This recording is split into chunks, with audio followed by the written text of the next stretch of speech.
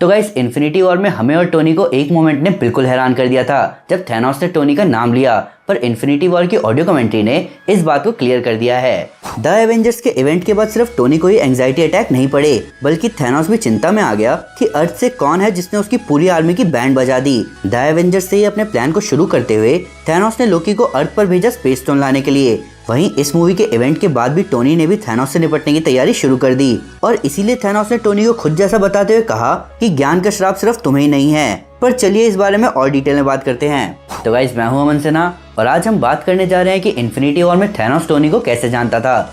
इस वीडियो के साथ मैंने इन्फिनिटी वॉर की डिजिटल रिलीज को लेके और भी वीडियोस बनाई है, तो इस वीडियो के बाद उन वीडियोस को देखना ना भूलें। तो स्पॉयलर्स का ध्यान रखते हुए चलिए शुरू करते हैं। 2012 की द एवेंजर्स के बाद टोनी स्टार्क समझ गया था कि कोई ऐसा है जिससे अर्थ को खतरा हो सकता है और एज ऑफ अल्ट्रॉन में दिखाए गए विजन ने टोनी को इस बात को लेके और चिंता में डाल दिया और इसी चिंता में जन्म हुआ अल्ट्रॉन का, जिसकी वजह से एवेंजर्स का नाम खराब हुआ। पर टोनी और फैंस ही जानते हैं कि जो टोनी कर रहा है वो सही है और थैनोस के आधे यूनिवर्स को खत्म करने ने इस बात को प्रूव भी कर दिया। दूसरी तरफ थैनोस भी द एवेंजर्स के इवेंट्स के बाद तैयारी में लग गया कि कैसे एक एक करके वो सारे इन्फिनिटी स्टोन्स को जोड़ेगा और सामना करेगा एवेंजर्स और बाकी लोगों का।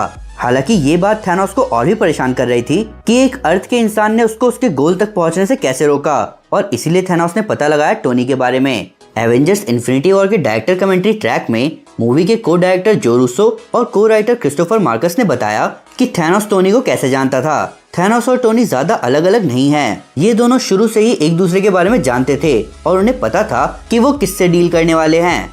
थैनोस भी उतना ही फ्यूचरिस्ट है जितना टोनी है। फिर जो रूसो ने बताया कि थैनोस टोनी को जानता है बैटल ऑफ न्यूयॉर्क से, जहां से टोनी के दिमाग में थैनोस घुसा और थैनोस के दिमाग में टोनी। ये बहुत ही इंटरेस्टिंग है क्योंकि जैसे ही थैनोस ने अपना आर्मर उतारा वैसे ही वो वॉरियर बन गया जो कि लोगों को जान से मारने में अपनी एनर्जी वेस्ट नहीं कर रहा था। पर टोनी, जो कि उसकी राह में एक बड़ी मुसीबत की तरह था, उस पर थैनोस अपनी एनर्जी लगाना चाहता था। तो बेशक इन्फिनिटी वॉर में टोनी थैनोस से हार गया, पर असली में ये एक टाई है, जहां पहले बैटल ऑफ न्यूयॉर्क में टोनी थैनोस को ऑलरेडी हरा चुका है। पर ऐसा लग रहा है कि विनर का पता हमें एवेंजर्स 4 में चलेगा, क्योंकि डॉक्टर स्ट्रेंज शायद जानते हैं कि इन दोनों के बीच फाइनल शोडाउन होना बाकी है, जहां पीटर की डेथ टोनी को थैनोस से भिड़ने के लिए और मजबूर करेगी। तो जैसे जब तक थैनोस का गोल पूरा नहीं हुआ वो नहीं रुका, वैसे ही टोनी भी नहीं रुकेगा जब तक वो इस सुपर विलन को ना हरा दे, क्योंकि बेशक एवेंजर्स जीते नहीं पर वो अपनी हार का बदला जरूर लेंगे, चाहे इसमें उनकी खुद की जान क्यों ना चली जाए।